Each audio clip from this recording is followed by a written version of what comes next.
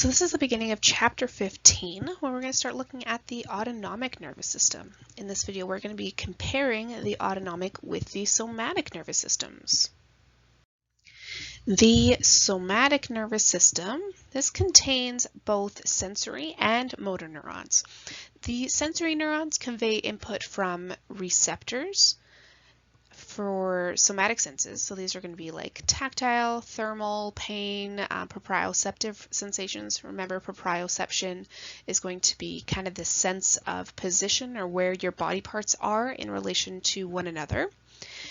And also for the receptors for special senses. So these are going to be sight, hearing, and smell. All these senses are normally consciously perceived. The motor neurons of the somatic nervous system, these innervate skeletal muscles. When a somatic motor neuron stimulates a muscle, it contracts, and the effect is always excitation. If somatic motor neurons stop stimulating a muscle, then the result is going to be paralysis. So you're going to get a limp muscle that has no muscle tone. The autonomic nervous system, this receives input from autonomic or visceral sensory neurons. And mostly these neurons are associated with interoceptors. And here, I'll write that down, interoceptors.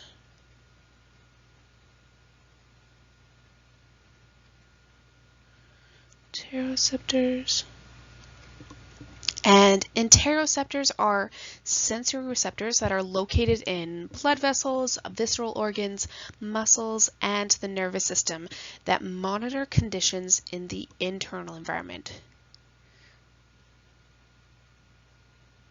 So these are going to be internal monitors.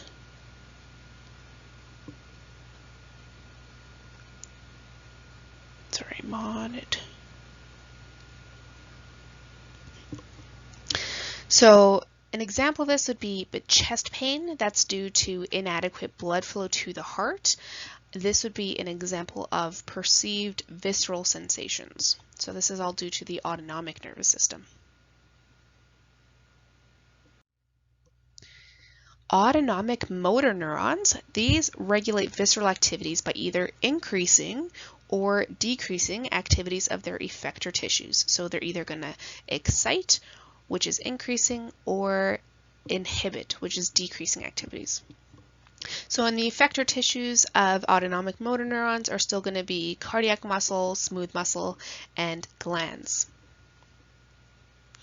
Changes in the diameter of the pupils, dilation and constriction of blood vessels, also like heart rate adjustments. These are all going to be examples of autonomic motor responses. Most autonomic responses can't be consciously altered to any degree. So you can't actually voluntarily change your heartbeat or slow it to half of its normal rate or anything like that, or consciously dilate your pupils. These are not, these type of responses are not consciously able to be altered. Looking at the somatic nervous system neurons, recall that you have an axon of a single myelinated motor neuron that extends from the central nervous system, the spinal cord in this case, all the way to skeletal muscle fibers in its motor unit. And then this is part of the somatic nervous system. So you have this motor neuron, this cell body here in the spinal cord, and then you have the myelinated axon all the way here, releasing acetylcholine at the neuromuscular junction. Now, in contrast, most autonomic motor pathways, these are actually going to consist of two motor neurons in series. You're going to have one right after the other. The first neuron in the series, called the preganglionic neuron, this has its cell body in the CNS, or in the central nervous system. Its myelinated axon extends from the central nervous system to an autonomic ganglion. Remember, a ganglion is going to be an area where you have those clusters of cell bodies. And this is the clusters of cell bodies in the peripheral nervous system, is a ganglion. Now the cell body of the second neuron, and the second neuron is called the ganglionic neuron. The cell body is also in that same autonomic ganglion. And its unmyelinated axon extends directly from the ganglion to the effector. Remember, in the autonomic nervous system, effectors can be smooth muscles, cardiac muscle, or glands. So what I was just talking about is going to be the first example here, this top picture, where you have the preganglionic neuron synapsing with the postganglionic neuron within that autonomic ganglion here. And then that postganglionic neuron is going to extend to the effectors, glands, cardiac muscle, and smooth muscle. So that's kind of a typical autonomic pathway. Now, in some autonomic pathways, the first motor neuron extends to specialized cells, which are actually called chromaffin cells. And these are found in the adrenal medulla. And the adrenal medulla is the inner portion of the adrenal gland, and the adrenal gland is this gland on top of the kidneys. And it's actually going to synapse here at those chromaffin cells instead of in the autonomic ganglion. Now, chromaffin cells will secrete the neurotransmitters epinephrine and norepinephrine into the bloodstream. All somatic motor neurons, they release only acetylcholine. So like we saw on the previous slide, those somatic neurons. They will all release acetylcholine as their neurotransmitter.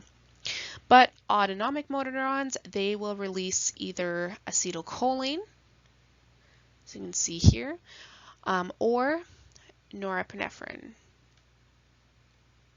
So here we have acetylcholine and acetylcholine here. And here we have epinephrine or norepinephrine.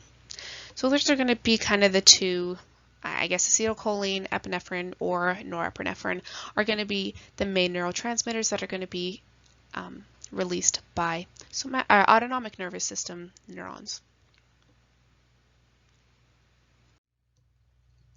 So unlike somatic output, which is motor output, the output of the autonomic system actually has two different divisions. We have the sympathetic division and the parasympathetic division.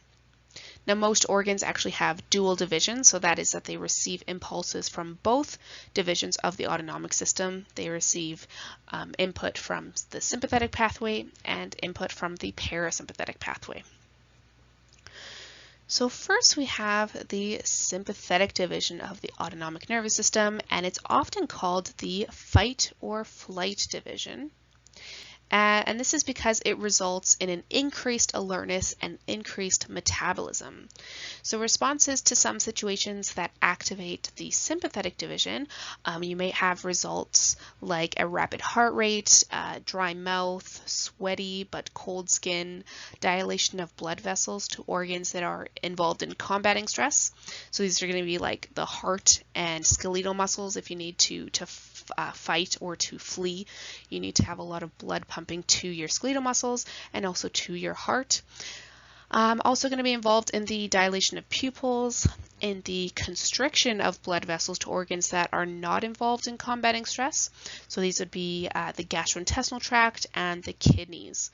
So essentially you want to make sure that you have a lot of blood going to organs that are going to help you to fight or to flee, and kind of cut down the blood supply to organs that you don't necessarily need in those situations. So you kind of want to reroute blood to where you need it. The parasympathetic division of the autonomic nervous system is often referred to as the rest and digest system. And this is because the activities of the parasympathetic division often conserve and restore body energy during times of rest or digesting a meal. Now, the majority of output, this is directed to smooth muscle and glandular tissue in the gastrointestinal tract and also in the respiratory tract. So here's a really good table that kind of shows the differences between the somatic and the autonomic nervous system. Here it shows the different neurotransmitters that are used, as you can see here, different effectors, control of motor output, and also the responses as well. So kind of a good summary of the differences between them.